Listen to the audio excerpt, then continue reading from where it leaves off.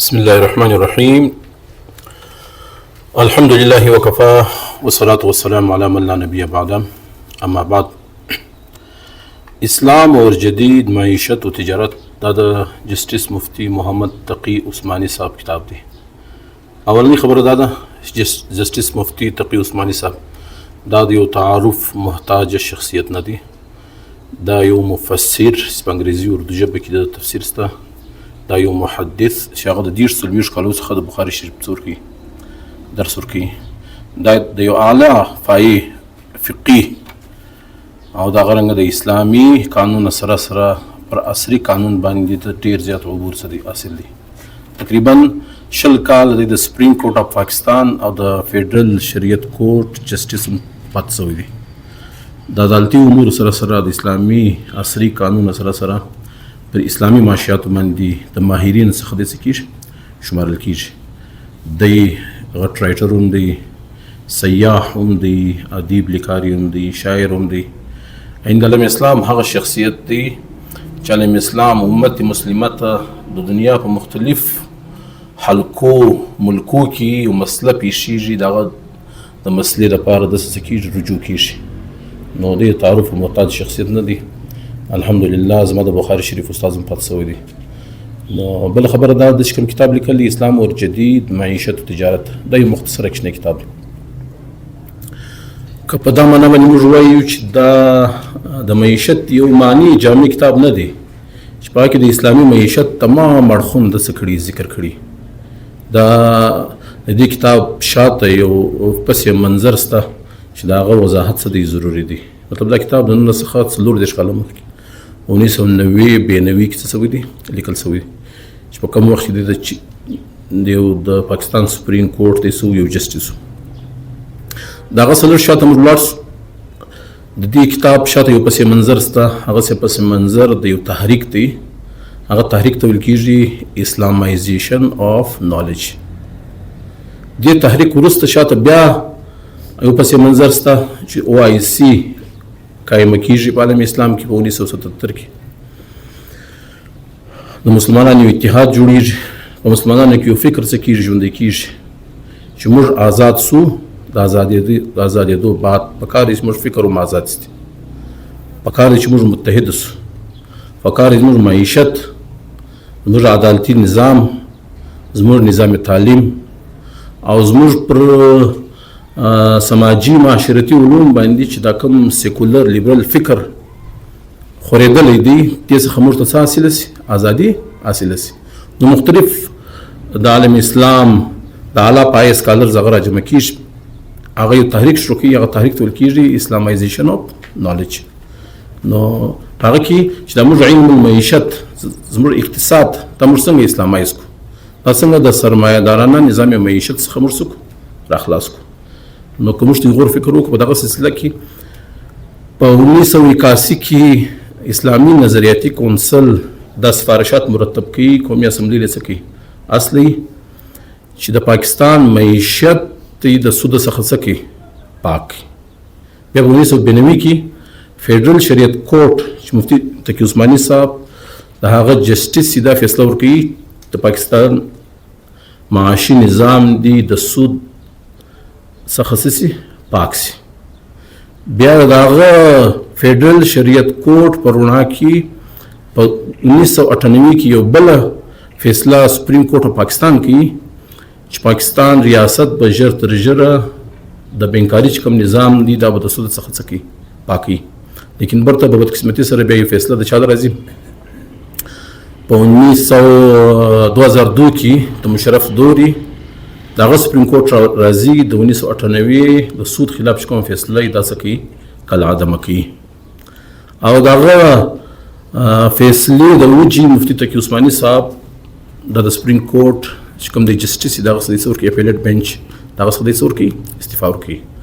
مفتی د بهتر معلومه ده چې اسلام یو مکمل ضابطه حیات دی. هغه د ژوند په هر اړخ کې د مسلمانانو مکمل څه کوي رهنمایي کوي. هغه د کده سیاسياتو بابي، کده سماجياتو بابي، کده معیشت بابي. او دا اسلامي معیشت وجود د رسول الله صلی الله علیه وسلم د مدینه منورې د هجرت څخه د خلفای راشدین په زمانه کې بیا په اموي دور کې، بیا په عباسي دور کې.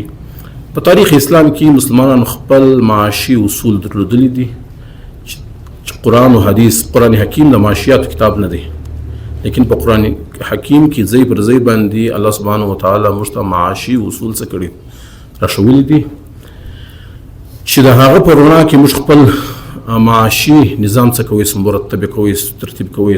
او دغه معاشي نظام په تاریخ اسلام کې همیشه د مسلمانانو څه کړی ده، رهنمایي او سرپرستي کړې ده. که د بر صغیر جایزه موږ واخلو د 1001 تر 1707 پورې مسلمانانو په بر صغیر کې دور عروج دي. بچي خطر 1857 پر مسلمانانو بچي کړ دي. 1001 څخه بلا تعطل تر 100 پورې تر 1857 پر مسلمانانو څه کړی ده، بچي یې کړی ده. لیکن تر 1707 پورې د مسلمانانو څه دي، عروج دي. یو دلچسپ خبر چې مسلمان همیشه په بر صغیر کې په اقلیت کې پاتې شوي دي، 20% څخه د آبادي نه د زیات شوي، لیکن پر اکثریت باندې څه کړی دی، حکومت کړی دی. او تر 1707 پورې د څه دی، عروج دی. دې ته د سرمایه‌دارانو نظام معیشت چې اوس مشتي باندې څه دی، مسلط دی. د دې څخه د څه نو خبروم نو چې په دنیا کې یو معاشي نظام شته چې دغه نوم څه دی، کیپیټالیزم دی یا سرمایه‌دارانه نظام څه دی، معیشت دی. نو مسلمانان خپل نظام معیشت هغه څه چلی دی. د هغه وروسته پر مسلمانانو باندې یو دور راځي چې هغه د کولونیل پیریډ ورته ویل کېږي یا استعماري دور ورته ویل کېږي، چې هغه کې ایسټ انډیا کمپنۍ راځي، پر صغیر سره څه شروع کوي، تجارت شروع کوي. د هغه تجارت آهسته آهسته دی په شي باندې بدلي، په ډومیننس باندې، په سیاسي غلبه باندې څه کوي بدلي. بالاخیر په 1857 کې پر مسلمانانو باندې د انګریزانو حکومت سي هغه جوړ سي. دا پیریډ، دا تاریخي پیریډ د مسلمانانو لپاره د دې مطالعه ډېر ضروري، ډېر لازمي ده. دغه پیریډ د وجود مسلمانانو سیاسي نظام، د مسلمانانو عدالتي نظام، د مسلمانانو تعلیمي نظام، د مسلمانانو معاشي نظام دا ګرد د انګریز زیر اثر سي. او په بدقسمتي سره تر 9 ورځې پورې د انګریز دي زیر اثر دي. مطلب موږ معاشي نظام دا پر کیپیټالیزم باندې څه دی مبني دي. موږ بنکاري نظام د رسود څخه څه نه دی، پاک نه دی. او دا غرنګ زموږ عدالتي نظام دا د برټش دور قوانین تر 9 ورځې پر موږ ته دي مسلط دي. موږ نظام تعلیم، اسلامي نظام تعلیم وحداني نظام تعلیم دی، لیکن وس موږ طبقاتي نظام تعلیم سي ښکاریو. د مدارس یو نظام تعلیم او د عصري ادارو بل نظام تعلیم. نو خیر مسلمانانو کې هر وخت اجتماعي طور او انفرادي طور مسلمانانو کې دا فکر مسلمانانو ته لاحق دی چې دا نظام معیشت موږ د اسلامي اصولو مطابق سکو، هغه ترتیب ورکو، مدونه کو، مرتب کو. د دې اولین کوشش په بر صغیر کې موږ ګورو، هغه په جامعه عثمانیه چې هغه حیدرآباد دکن ریاست کې یو یونیورسيټي و، په هغه کې یو عالم دین چې هغه علامه مناظر احسن ګیلانی رحم الله ورته ویل کېدی. هغه کتاب لیکلی دی اسلامي معاشیات. پر اسلامي معاشیات باندې یو بهترینه کتاب دی. دا هغه یو شاګرد دی، هغه یو بل کتاب لیکلی دی ډاکټر محمد یوسف خان، یو بل بهترینه پر اسلامي معاشیات باندې کتاب دی چې دا غن دی اسلامي معاشي نظریه. دا کوششونه دي د غرنګ مولا حفظ الرحمن شریف صاحب نور علماء بیا لیکلي دي، کتابونه لیکلي دي. دا ګرد هغه کوششونه دي چې د اسلام جامع معاشي نظام دنیا ته سکی هغه وښکاره کړي. بلکې په حیدرآباد دکن کې د 1948 مخ کې د اسلامي بانک لام دې څه کړی دي، بنیاد څه کړی دی، هغه یې شي دي چې موږ د خپل د حیدرآباد ریاست چې کوم معاشي معاملات دي هغه د اسلامي طریقه باندې مرسوکو تر سره ورسو. په حیدرآباد دکن کې د 1948 مخ کې د اسلامي بانک سسته تصور سته. درنګ د عالم اسلام په مختلف خطو کې چې د استعمار صدی ازادي حاصلې سم د لاسه په مصر په نورو ملکو کې د تصور پیدا کیږي په کار دي چې موږ سرمایه‌داران نظام معیشت څخه ځان څخه خلاص کو او اسلامي بنیادو باندې خپل اسلامي نظام معیشت مرسوکو هغه جوړ کو. نو دا کتاب اسلامي جدید معیشت تجارت دا د هغه سلسله چې د اسلامایزیشن اف نالج دا هغه سلسله یو کړی ده او دا مستقله پر معاشیات باندې کتاب نه دی. د کتاب شاته یو پس منظر ستا پس منظر دادی چې دارالعلوم کراچي هغه یو اسلامیک سنټر اف اکونومکس المرکز الاقتصاد الاسلامي په نامه باندې په کراچي په جامعه دارالعلوم کراچي کې څخه یې جوړي. دا مقصد پر جوړي تاجرانو ته عوام الناس ته آگاهي ورکړي د اسلامي معیشت متعلق. دا یو بل پروګرام دی جدي د علماء کرام د لپاره جدي بالخصوص د خلکو د لپاره جدي چې هغه د فتوا سره لري تعلق لري دارالافتا سره لري تعلق لري. دغه د لپاره د یو پروګرام جدي. دا پروګرام مدرس شي هغه مفتي تقي عثماني صاحب او مفتي تقي عثماني صاحب چې کوم لیکچرز ورکړي دي د مفتیان کرام ته چې هغه د ګرد پاکستان سره لري تعلق لري. دغه لیکچرز بیا د اسلام او جدید معیشت او تجارت په شکل کې څه هغه زموږ مخ ته راسي. نو په دې کې د پاکستان د مختلف دارالافتا او مفتیان کرام څخه شرکت کوي او دا کوشش کړی دي چې دا کوم پروګرام دی په دې کې زه درس کوم په دې کې دوه ماهرین معیشت هغه زما سره سي هغه موجود دي. نو یو ماهر معیشت هغه د درې ورونو پاتې شوي دي بنیادي طور. د یو ورونو چې دي ارشد زما صاحب دی ارشد زما صدیقي صاحب. د بل ورور نوم چې هغه اسد زما صدیقي صاحب. اسد زما صدیقي صاحب د اسلامي یونیورسيټي کې د اکونومیټکس د اعلی پای یو ماهر و. هغه هم دیني مزاج والا سړی و داسې دیني مزاج والا سړی و چې لمز یونیورسيټي په هغه شپو کې چې 2 لکه روپۍ تنخواه ورکول د هغه 2 لکه تنخواه پرېښول اسلامي یونیورسيټي ته راغلی او 3 لکه تنخواه باندې د څه کوي درس تدریس کوي. اسد زما صدیقي صاحب نوم دی.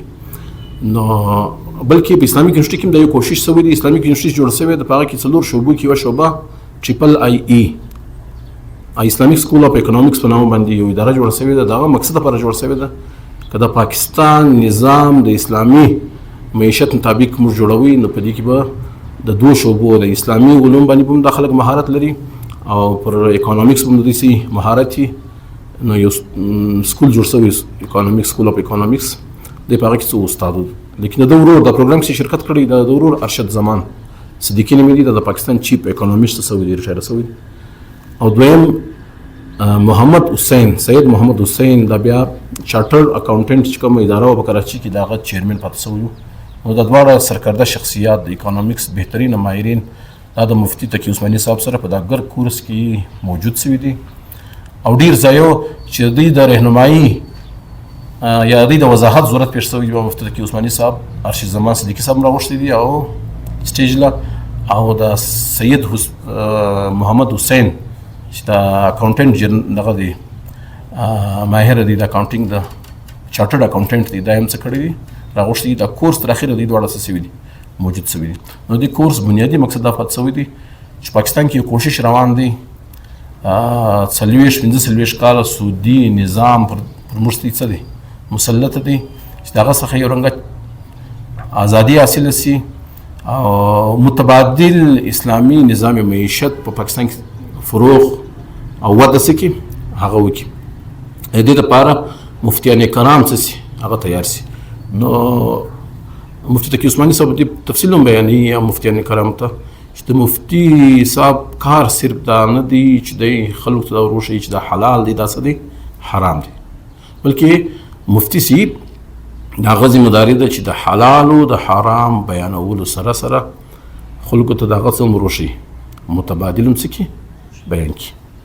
لکه د یوسف علیه السلام چې خوب وویني د خوب تعبیر وروښيي بیا ورته وایي چې وکاله پر دې باندې څه راځي کاڅالي راځي وما حصدتم فذروه في سنبله الا قليلا مما تاكلون.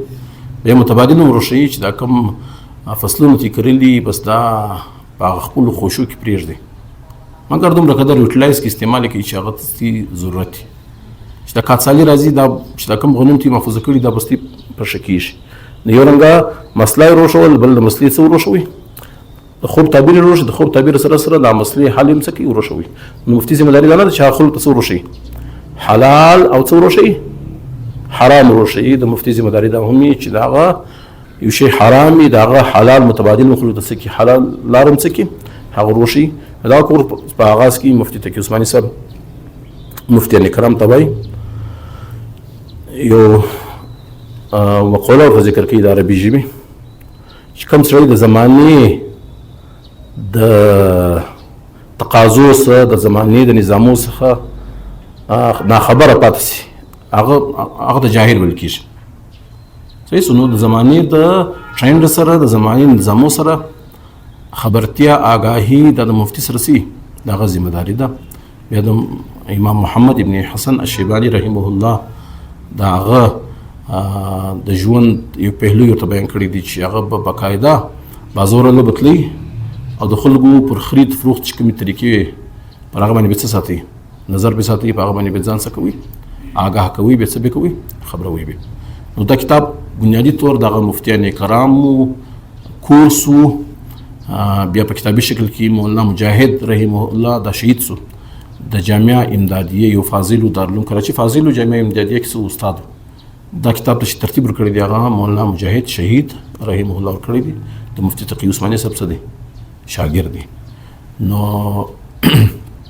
یو بهترین کتاب دی په دې کې د اسلامي جدید معیشت تجارت متعلق کوم بنیادونه دي او کوم موضوعات دي او کوم چې متبادل طریقې دي هغه ګرځي په دې کې څه سوي دي بیان سوي دي.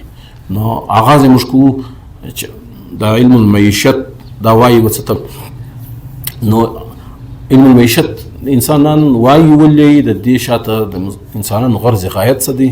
نو هغه دا بیان کړی دي چې انساني وسایل د همیشه سي محدود دي او انساني خواهشات یا انساني ضروریات د همیشه سي لا محدود دي. اوس د لا محدود خواهشات چې هغه شمار نه لري، لا محدود مسایل چې هغه ګنتي ګسنه نشي کېدلی، هغه ته څنګه په محدود وسایل سره سکي پرکي. دا هنر ته، دا فن ته علم المعیشت ویل کېږي یا علم الاقتصاد ویل کېږي یا دې ته څه ویل کېږي؟ اکونومیکس ویل کېږي. مطلب علم الاقتصاد کې په اکونومیکس کې موږ ته څلور مسلې سي هغه راپېښي.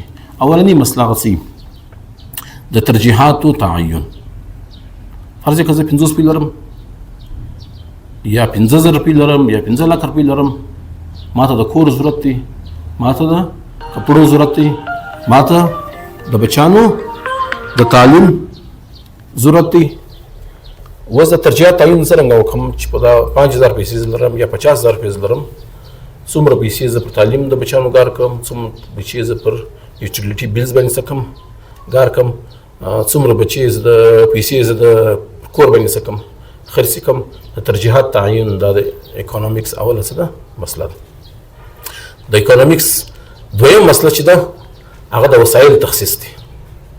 څومره پیسې زه د کوم وسایل لپاره څه کوم مختصه کوم. صحیح. د اکونومیکس دریم مسله هغه څه ده چې د ترجیحات تعین وسو، د وسایلو تخصیص وسو، دغه په نتیجه کې انکم رالی، پیسه راله، سرمایه راله. هغه څنګه د اکونومیکس دوه بنیادي قسمونه دي. قسم دا دی چې هغه مایکرو اکونومیکس دی او میکرو اکونومیکس دی. یو د ملک پر سطح باندې، د معاشري پر سطح باندې، دویم پر انفرادي سطح باندې. دواړو معیشتو ته دا مسله سي ورپېښي چې دا کم آمدن راغلی دی، آمدن زه څنګه څه کوم تقسیم کوم. څلورم برخه دا ده چې دا حاصلات د ترقۍ لپاره څنګه موږ ریوټیلایز کړو چې په دې باندې نور څه راسي، فراواني راسي، نور څه راسي، معیشت څه وکړي، ترقي وکړي، نور ډیولپمنټ هغه وسي. دا څلور مسلې دي. او دغو څلورو مسلو لپاره په دنیا کې چې نظامونه هغه موجود دي اپلیکیبل، هغه مفتي تقي عثماني صاحب دې وضاحت هم کوي چې په دنیا کې صنعتي انقلاب رالی. د صنعتي انقلاب بعد خلکو معاشي مسلې ته ډېر زیات څه وکړ، توجه وکړ. د دې سره مطلب د دوه نظام ذکر کوي بنیادي طور. بیا دریم نظام د اسلام دغه څه کوي ذکر کوي. دوه نظام کوم دي؟ یو کیپیټالیزم دی، دویم څه دی؟ سوشلیزم دی. صحیح. د دا دوه بهترین متبادل نظام بیا د څه کوي د اسلام نظامي معیشت خصوصیات د مسلمانانو مخ ته څه کوي هغه پېښوي. نو دوی چې صنعتي انقلاب رالی د دنیا سره بل نظامونه، دنیا مخ ته یو نظام هغه کوم نظام؟ کیپیټالیزم. به امر مجبوري څه ملکونه هغه کیپیټالیزم څه کوي اډاپټ کوي، اختیار کوي، هغه څه کوي خپل کوي چې هغه د مغربي معاشرې څو یو پیداوار. کیپټالیزم وایي وسته په اسانه الفاظ کې د موږ سرمایه دارانه نظام معیشت هغه ورته وایي. صحیح یا موږ مارکیټ اکونومي ورته وایي. مطلب سوشلیزم داسې نظام معیشت دی چې هغه د فطري قوانین چې د ډیمانډ اینډ سپلای هغه مطابق څه کیږي، چلیږي. طلب او رسد متعلق هغه څه کیږي، چلیږي. مطلب هغه کې دی وایي چې مطلب د نظام معیشت کې دی قدغنونه نه لګي، دي څه نه لګي، پابندیانی هغه نه لګي. طلب او رسد پر بنیاد باندې معاشي نظام دي څه کوي، هغه چلی. حکومت کم سے کم پاره کې څه کوي، انټرفیرنس کوي. دویم مطلب د سرمایه‌دار نظام معیشت هغه بنیادونه یو نظام دا دی چې په دې کې لیسیز فیری ورته وایي چې مثلا حکومت کم سے کم په دې کې څه کوي، مداخلت کوي.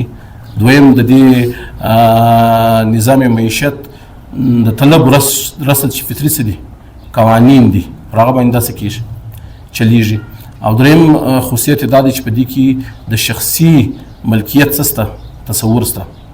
مطلب هر سړی خپل ځان لره تجارت کوي سي، بزنس کوي سي، انډستری لګوي سي، تجارت او هر څه کوي سي، کھیتی باړي کوي سي.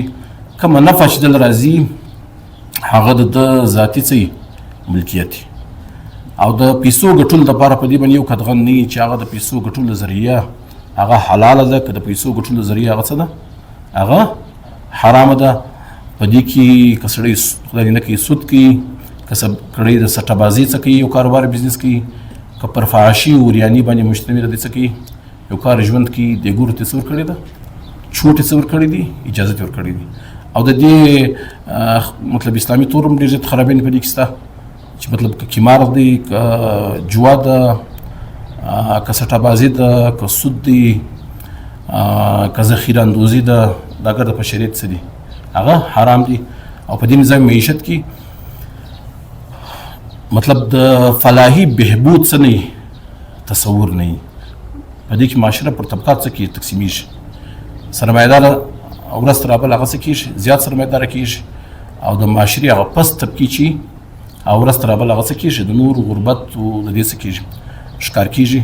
نو د دنیا سره دنیا مخ ته بل نظام نو نظام دا سرمایه‌دارانه نظام معیشت یا کیپټالیزم دې څه کوي، اډاپټ کوي.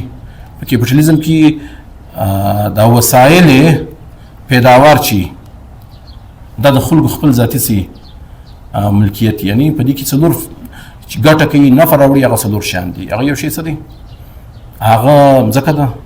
دویم شی هغه پیسه ده. دریم شی څه دی، هغه څه دی، مهنت دی. څلورم شی څه دی، هغه اجر دی چې موږ انټرپرینیر ورته وایو. نو دوی په سرمایه‌دار نظام معیشت کې دی ومځکې تصور کوي، کرایه ورکوي، مهنت تصور کوي، اجرت ورکوي، او پیسو ته تصور کوي، سود ورکوي. او چې هغه انټرپرینیر هغه ته څه کېږي، نفع ملاویږي. که چیرې پیسه سرمایه د خپلې، بیا سود او نفع دواړه دلته څه کېږي، ملاویږي. نو دا پر استحصال باندې مبني و، پر ظلم باندې څه مبني و. په دې کې سرمایه‌دار ورځ تر بله څه کوي، د پیسو پر بنیاد باندې، د سود پر بنیاد باندې زیات څه کوي، ذخیره اندوزي پر بنیاد باندې، د فراډ جلسازي پر بنیاد باندې ورځ تر بله زیات سرمایه‌دار کوي. او د مقابله کې غریب څه کوي، هغه نور د معاشي عدم استحکام څه کوي، ښکار کوي. نو په مغربي معاشرو کې د دې نظام خلاف یو بل نظام معیشت هغه څه ښکاره سو چې هغه څه ویل کېږي، سوشلیزم ورته ویل کېږي. په اردو کې مرسته ورته وایي، اشتراکیت ورته وایي.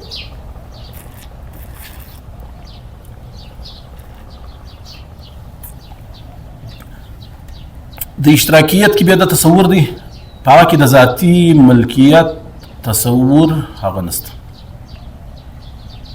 د ذاتي منفعت تصور هغه نشته، هغه کې د معاشرتي بهبود شته تصور شته. هغه کې چې دا کوم وسایل پیداوار دي دا د سړي په ذاتي ملکیت کې نشي راتلی، دا به د سټیټ په څه کې، په ملکیت کې. صحیح.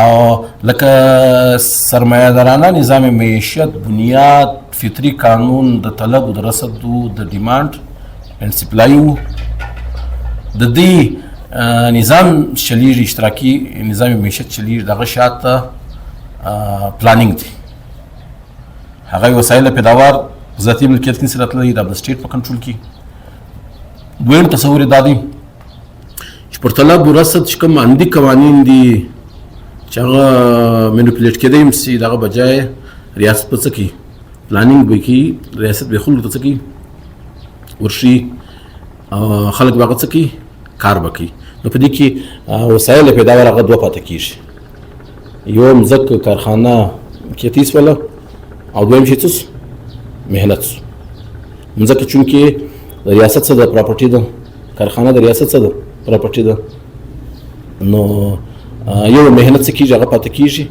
نو خلکو ته به خالي د مهنت څه ملاویږي یوازې ورته ملاویږي او د دې لکه دا پلان اکانومي د دې شاته مکمل یو مستقله سي پلانینګ هغه سوي دویم د دې شاته سسته هغه داسته معاشرتي فلاحي بهبود یا معاشي مساوات چې خلکو ته به چې دا کم انکم راځي جنریټ کېږي هغه به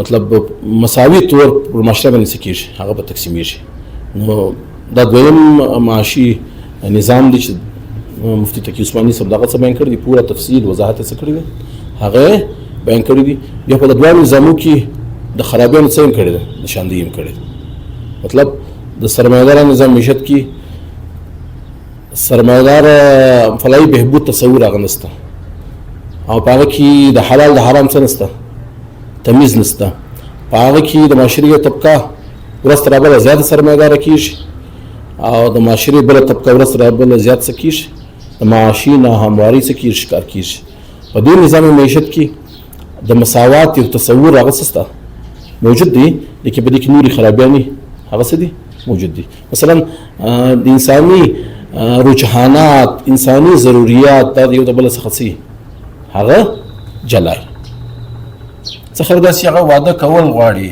څه خلک داسې هغه واده کول داسې نه غواړي سره خاصیت او کتر ولاړ سي د انساني هر مسله هغه د پلانینګ د ریاستي پلانینګ په ذریعہ باندې حل کول ته څه شروع کی نو په هغه مشر کې به څه راځي ګوټن راځي سره راځي ازادي د خلکو څه کیږي هغه سلب کیږي او مطلب دا په سوشلیزم کې د مساوات کوم تصور دی دا یو نظریاتي ش تصور دی لیکن عملی تور دا څه نه دی اپلیکیبل نه دی مطلب تاریخ دا ثابت کړی ده په دا کتاب کې د دوه مثال ذکر کړي یو مثال دا ذکر کړي د سوشلیزم اولنۍ تجربه هغه چې سوي دغه په کوم ملک سوي ده په روس کې سوي ده د روس خپل پرزیدنت یلسن دا خبره کوي چې دا د روس تجربه د سوشلیزم چې موږ په روس کې کړې ده کاش کې موږ د روس رنګه یو غټ ملک باندې نه وای کړی دا د افریقې په یو کوچني ملک باندې موږ کړی وای نو دا به څلور اویا کاله نه وای غوښتي چې موږ د اشتراکیت په څه باندې خبرېدلی په خرابیانو خبرېدلی څو کاله موږ ته نه وای غوښتي چې 70 ساله په موږ باندې نه لګېدلی د دې په خرابیانو موږ ډېر ژر څه وای آګاه سوي وای صحیح دغه رنګه د دې چې د کوم ګورباچوف دی هغه دا خبره کوي چې د طلب ورثت چې کوم قوانین دي هغه موږ څه نشو کولی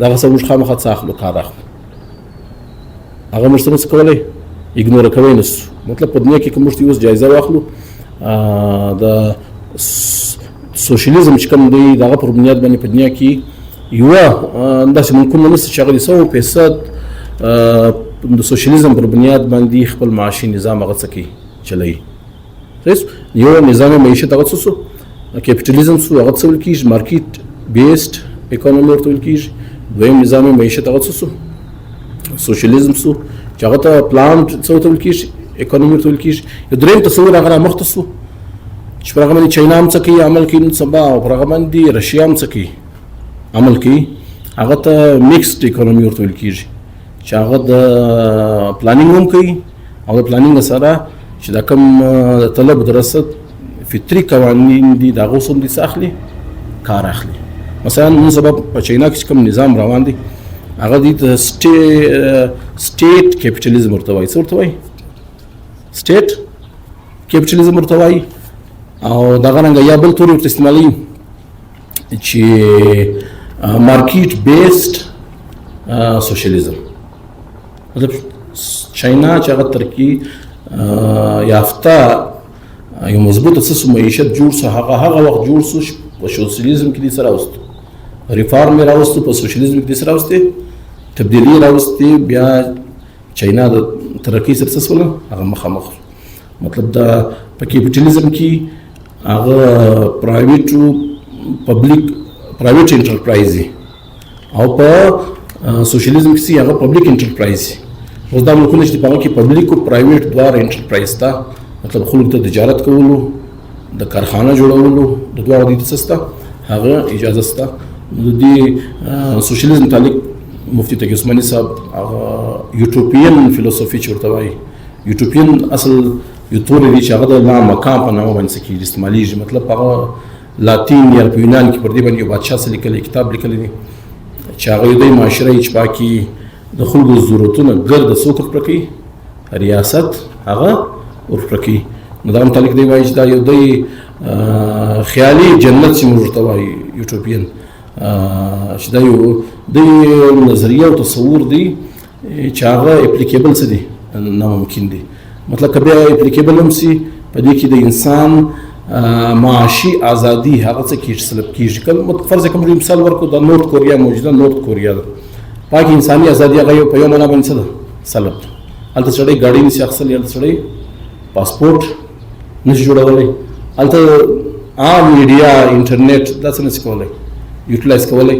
مطلب ډېرې انساني ازادي باندې هلته څه لګېږي که د قانون په باندې څه کې هغه لګېږي. نو درېیم نظام معیشت چې هغه د ذکر کوي هغه اسلامي نظام معیشت یې ذکر کوي او د هغه دپاره چې پکار دی چې موږ الله پاک مسلمانان پیدا کړي او مسلمانان دپاره الله پاک قرآن و حدیث او دین اسلام یو مکمل ضابطه حیات جوړ کړی دی او دا د اسلام ته د مسلمانانو په ژوند په هر پهلو کې د مسلمانانو څه کوي مکمل رهنمایي کوي. هغه نظام معیشت خصوصیات بیاني چې په دې کې د کیپیټالیزم رنګه چې کوم د فطري قوانین طلب و رصد دي هغه تصور هم څه دی موجود دی او په دې کې چې کوم پلان د اکانومي ورته ویل کېږي چې ریاستي پابندیانې د هغه تصور هم هغه څه دی موجود دی. مطلب مسلمان ته الله پاک څه ورکوي ازادي هم ورکوي چې دې څه وکړي روزګار معیشت ځان ته څه کړي هغه وګټي. لیکن پر مسلمانانو باندې الله سبحانه وتعالی پابندیان هم څه کوي هغه لګوي. یا پابندیان څنګه پابندیان لګوي چې واحل الله البيع وحرم الربا، چې الله پاک سره لپاره تجارت څه کړی دی حلال کړی دی او سره لپاره سود څه کړی دی حرام کړی دی. نحن قسمنا بينهم معيشتهم في الحياة الدنيا، چې الله پاک د معیشت انسانان ته موږ تقسیم کړی، ریاست نشو تقسیمولی. ورفعنا بعضهم فوق بعض درجات، الله پاک مسلمانان ته انسانان ته په معاشي طور تفاوت الله پاک بعض ته لوړ درجه ورکړې ده، ډېر سرمایه او پیسې ورکړي، بعض ته څه ورکړي دي لوړ سرمایه او څه ورکړي دي پیسې ورکړي دي. نو خلاصه کلام دا ده چې په اسلامي نظام معیشت کې د طلب و رصد د قوانین څخه هم څه کېږي کار حاصل کېږي او دا ریاست لکه اسلام پر مسلمانانو باندې کړي پابندیان یې څه خدایي پابندیان لګولي دي، لکه تصوف نسي کولی، تجوا نسي کولی، تخصیص ذخیره اندوزي نسي کولی او ډېرې بیوات داسې دي چې هغه فاسده دي پر هغه طریقو باندې تخرید فروغ نسي کولی. ډېرې بیوات داسې دي چې هغه باطله دي یا په هغه کې کراهت هغه څه دی موجود دي. مسلمان ته الله سبحانه وتعالی د دا ګور د څه ورکړی دی نشاندهي ورکړې ده. او بل ریاست ته الله سبحانه وتعالی څه ورکړی دی اجازت ورکړی دی چې هغه سد ذرایع ورته ویل کېږي چې هره معامله هغه د برایو خواته تللی سي ریاست څه کولی سي پر هغه باندې قدغن پر هغه باندې څه لګولی سي پابندي هغه لګولی سي. دغه مثالونه بیان کړي دي. مثلا ګرمي ده او د ګرمۍ د وجې ډاکټرانو نشاندهي وکړله چې دې څخه مسلمانان په اسهال کې څه کېږي مبتلا کېږي. د خټکي د وجې د خوراک د وجې مسلمانان په اسهال په ناجوړي باندې څه کېږي مبتلا کېږي، هغه څخه د دې مرګ څه کېږي واقع کېږي. نو ریاست پابندي لګولی سي چې د څو عمر دپاره د خټکي خوراک هغه څه دی ممنوع دی منع دی. یوه لاره ده دغه د چې رش وي ازدحام جوړېږي چې 2 وی ټریفیک په هغه باندې روان وي 1 وی ټریفیک ریاست ته کوی شي پابندي پر لګوي شي بلکې نور مثالونه یې درنګ کړي دي چې د عمر فاروق رضی الله عنه په زمانه کې یو سړی و چې هغه تر مارکیټ شان ارزانه څه کول خرڅول عمر فاروق رضی الله عنه هغه ته ویل چې یا د بازار وځه یا د بازار د نرخ مطابق ته څه وکړه شان هغه فروخت کړه ولې ورته ویل چې په دې کې ذخیره اندوزي گنجایش هغه څه کېدای شي پیدا کېدای شي یا د نورو مسلمانانو معیشت ته څه رسېدای شي نقصان هغه رسېدای شي د اسلامي نظام معیشت په هغه کې خدایي پابندیانې هغه شته د خدایي پابندیانو سره سره ریاستي پابندیانې هغه موجود دي د ریاستي پابندیانو سره سره څه اخلاقي پابندیانې هم پر مسلمان باندې سي هغه یې مسلمان د ډېر زیات منافع ځان څه کوي هغه ګوري یا که ده ته نفع ملاویږي په دې شي کې ملاویږي چې هغه څه د مسلمانان سي ورسره وي مفاد ورسره وي او دې نفع یې چې په هغه کې د مسلمانان څه نه وي مفاد نه وي مثلا د سیر تفریح یو انډسټري ده دویم انډسټري د رنګه ده چې هغه د مسلمانانو پر کم خرڅ باندې مسلمانانو ته څه کېدای شي کورونه په هغه کې میسره کېدای شي مسلمان د سیر تفریح کوم انډسټري ده د هغه بجای د کوم انډسټري ترجیح ورکوي هغه انډسټري ترجیح ورکوي چې په هغه کې مسلمانانو ته پر کم خرڅ باندې کورونه څه شي هغه میسره شي نو بل اسلامي نظام معیشت چې هغه کې مطلب عوامل چې دي هغه څلور نه دي هغه څو دي درې دي لکه موږ چې ویل چې یوه مځکه ده دویم څه دي هغه پیسه ده دریم څه دي محنت دي څلورم څه دي هغه اجر دي اسلامي نظام معیشت کې د سرمایه لپاره څه نشته هغه نفع نشته په سرمایه داران نظام معیشت کې سرمایه لپاره څه هغه سود وجود درلودي سود نفع ورته ملاوېدله په دې کې تاجر ته هغه ته صرف څه ملاوېږي نفع ملاوېږي نو درېیمه خبره دا چې کومې خرابیانې په سرمایه دارانه نظام معیشت کې موجود وي او کومې خرابیانې په اشتراکي نظام معیشت کې موجود وي د هغو دواړو خرابیانو څخه اسلامي نظام معیشت هغه څه دی پاک دی مثلا په سرمایه داران نظام معیشت کې ته ګور د غټه خرابي دا ده چې معاشره پر طبقو کې څه شي هغه تقسیم شي سرمایه دار ورسره بله څه کېږي سرمایه داره کېږي او غریب ورسره بله څه کېږي د غربت څه کېږي کار کېږي په اسلامي نظام معیشت کې اول به ته پیسې ګټې په حلاله طریقه د شریعت د قرآن د حدیث موافق به څه کوي هغه به ګټې او دویمه خبر دا چې د خپلې پیسې ته وګټلې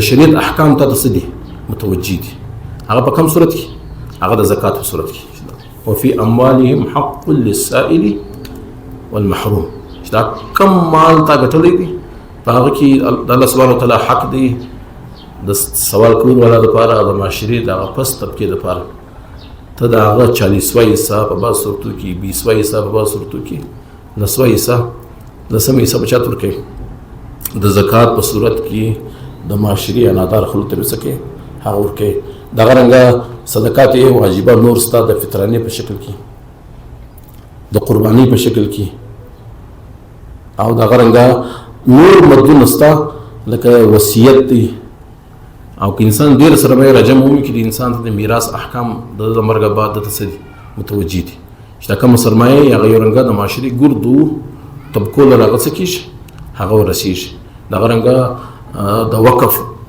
مستقله سسته د بیت المال مستقله سسته نظام په اسلام کې هغه څه دي موجود دي او مسلمان ته انسان ته الله سبحانه وتعالی معاشي ازادي ورکوي د سوشلیزم رنګه د اشتراکیت رنګه د انسان کوي پر دغه دغه په مدین د لګي چې د ازادي ژوند هغه څه کی تیر کی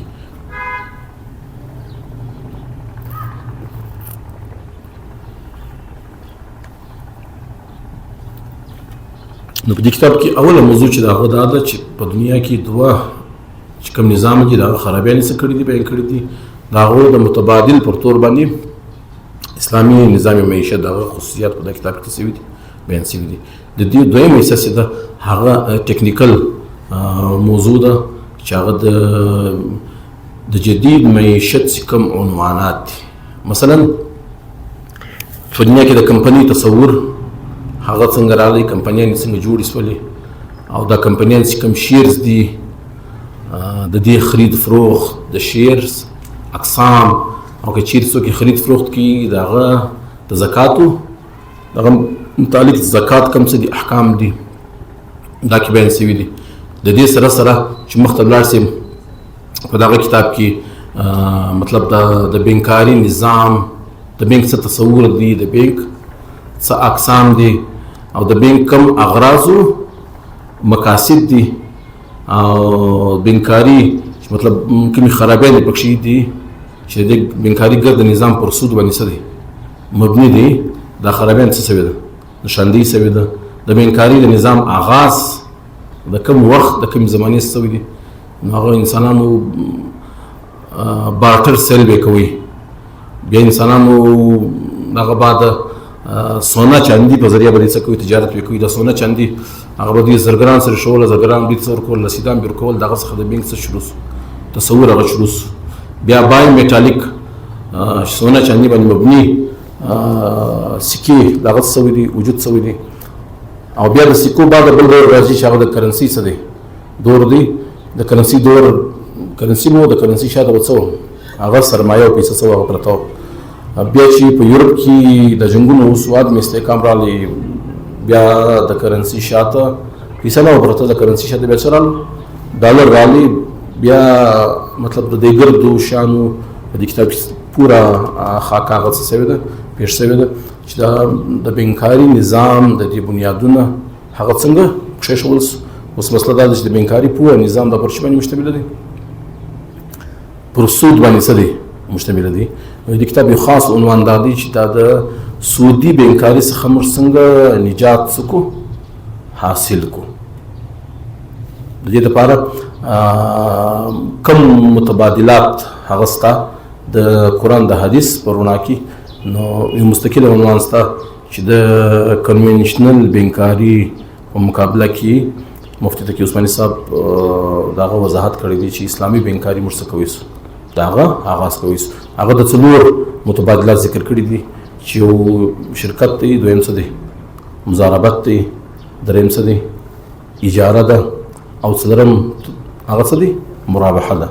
بعض علماء تقریبا 15 د سود څه ذکر کړي دي، متبادل ذکر کړي دي چې پر هغه 15 بنیادو باندې اسلامي معاشي بینکاري یا اسلامي معاشي نظام ورڅ کوي، هغه راژوندي کوي.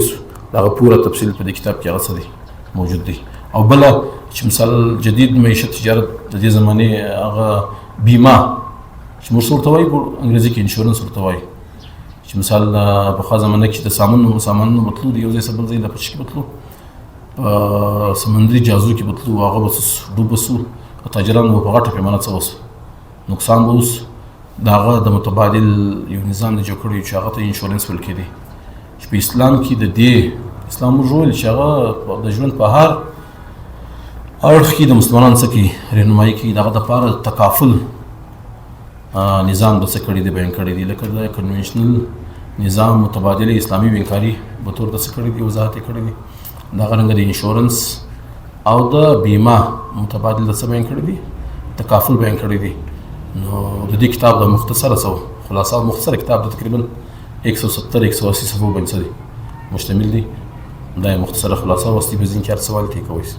ټول نظامونه تاسو بیان کړل لکه کیپیټالیزم، سوشلیزم او دغه په متبادل کې بهترین اسلامیک اکونومیک سیستم هغه تاسو بیان کړئ.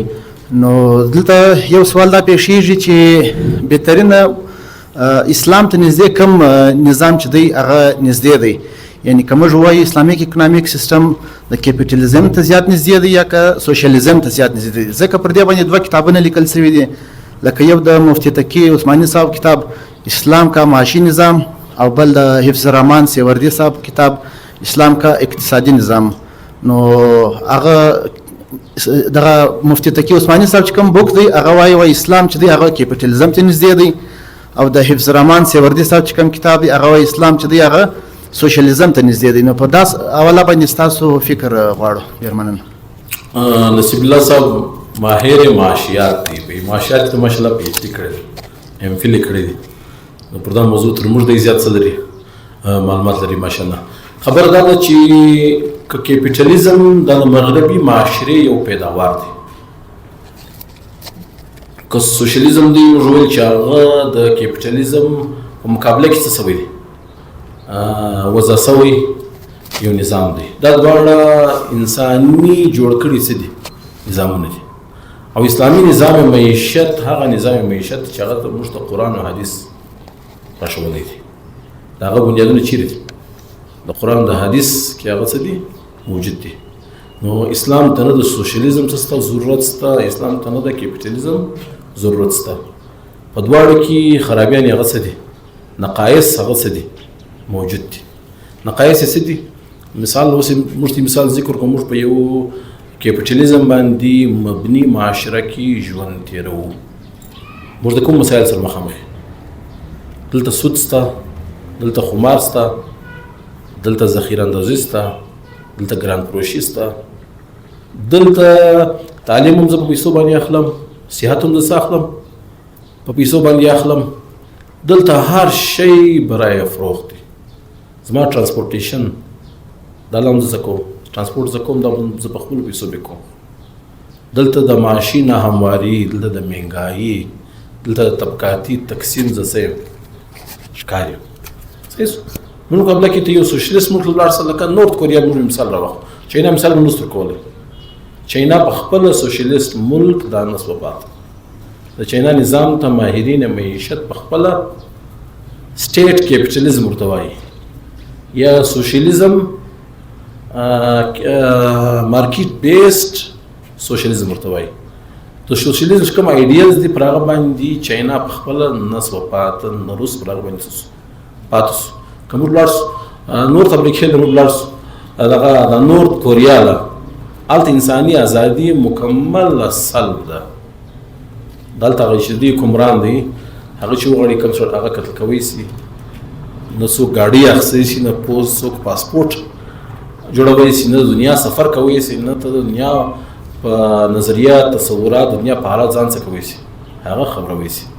نو اسلامي نظام معیشت هغه ته د ملکیت تصور درکوي، ته ازادي هغه څه کوي درکوي، ستا دپاره ادارې هغه څه کوي جوړوي، د وقف په صورت کې، د بیت المال په صورت کې، ریاست ستا د ډېرو شیانو ذمه داري هغه څه کوي، امن امان درکوي، معاشي ازادي هم درکوي، او ستا ضرورتونه هم څه کوي در پوره کوي. صحیح. نو موږ ته نه د کیپیټالیزم ضرورت شته، نه د شي ضرورت شته، د سوشلیزم ضرورت شته. موږ ته الله پاک خپل آفاقي قرآني سره کړي دي، اصول را کړي دي چې هغه پر وحي باندې څه دي مبني دي. که سوشلیزم دی هغه د خپلو خرابیانو ښکار دی، که کیپیټالیزم دی هغه د خپلو خرابیانو ښکار دی. مثلا موږ ته هغه د استعماري دور را پیښه ده چې موږ ته دا موقع نه کړه چې موږ آزاد سو، موږ خپل آزاد اسلامي معاشي نظام چې هغه پر اسلامي اصول باندې موږ څه راپورته کړو. دې ته مول هغه اسماعیل راجا الفاروقي د تاریخ چې شروع کړی و د اسلامایزیشن اف نالج، دا اسماعیل راجا الفاروقي شروع کړی. دا فلسطیني عالم دین په جامع ازهر کې سبق ویلی، جامع ازهر کې استاد پاتې شوی، بیا په امریکا کې چې د تحریک شروع کړي، دی څه کوي هغه شهید کړي، هغه د مخ څه کوي ویستي. زموږ اول نظام تعلیم کې اصلاح ضروري ده چې موږ داسې ماهرین معیشت، اسلامي ماهرین معیشت، هغه د اسلامي ماهرین معیشت چې هغه په جدید معیشت باندې څه کېږي هغه پوهېږي، او دې لپاره د پولیټیکل ویل هغه څه شته ضرورت دی. مطلب دا مفتي تقي عثماني صاحب نشي کولی، دا د وس کار نه دی، یا نور علماء کرام نور کښني ادارو د وس کار نه دی چې هغه راولاړ سي د نظام معیشت د ګرد ملک ته هغه څه کړي بدل کړي. مطلب دې دا کوشش کړی دی چې د کنوینشنل بینکو په مقابله کې اسلامي بینکونه هغه څه کړي جوړ کړي دي. دې دا نشي کولی هغه اسلامي بینکونه څومره اسلامي بینکونه دي د دې ګورنینګ باډي برته څوک سټیټ بینک اف پاکستان، او سټیټ بینک اف پاکستان په خپل د آی ایم ایف پر رحم کرم باندې دی. قرضې د چا څخه اخلي؟ د آی ایم ایف د ورلډ بینک څخه دې اخلي قرضې اخلي، کومې قرضې چې نه اخلي؟ سعودي قرضې چې نه اخلي. صحیح. دا که د امتي المال د ډېر مسایلو جړ هغه استعماري دور دی. استعمار برای راست په باندې څه کوي؟ حکومت کوي. د استعمار تګ بعد چې د 1930 میاد کې چې د بریټن ووډ په نامه باندې د سره کښینی چې موږ دنیا ځان راټول کړي، لیکن زموږ پریزنس هلته څه دی ضروري دی. دا پریزنس لپاره بیا داسې جوړي عالمي مالیاتي ادارې هغه څه کوي جوړي، د عالمي مالیاتي ادارو په ذریعه باندې دنیا دې څه کوي ګورن کوي، پر دنیا باندې غلبه څه کوي هغه حاصلوي. نو اوس که دوی زموږ څه تللي هم دي، لیکن زموږ معیشت ډیپینډنټ دی هغه پر چا باندې، د IMF د ورلډ بینک پر قرضو باندې. که موږ اسلامي بینکونه جوړ کړي وي، د اسلامي بینکونه برته ډیپینډنټ دي پر چا باندې؟ پر سټیټ بینک اف پاکستان باندې. نو موږ ته نه د سرمایه‌داره نظام ضرورت شته، نه د سوشلیست نظام ضرورت شته. مطلب هغه دې سره وګوري دنیا کې نن جنګ روان دی، اوس هم پر دغه بنیاد په یوکرین کې جنګ روان دی، هغه پر دغه بنیاد باندې چې د سرمایه‌داره نظام معیشت او د روس سوشلیست یو رنګ په یو معنا باندې دغه څه دی، هغه د غوړ نشته سوشلیست نظام معیشت هغه چیرې راسي، یا سوشلیست آیډیلز دا مغربي دنیا لسه هغه راشي. په کار موږ دنیا ته دریم نظام معیشت ورک چې هغه اسلامي نظام معیشت، لیکن هغه په دنیا کې عملی وجود نه لري، هغه ته د عملی وجود څه دی هغه ضرورت. زما په ذهن کې یو سوال دی، تا د بر صغیر په حواله سره زیات مجلس وکړي، زموږ تر مخ نور اسلامي ملکونه هم شته، آیا داسې یو ملک شته چې په هغه ځای کې موږ وایو چې پر اسلامي معاشي نظام چې دی هغه نافذه دی، یا هلته کوښښونه سوي؟ کم یو ملک داسې دی چې هغه موږ یو فیوریټ کنسیډر کوئ په دې حواله سره؟ خبره دغه ده لکه په دنیا کې دی اسلامي نظام سیاست هغه نه پرېږدي.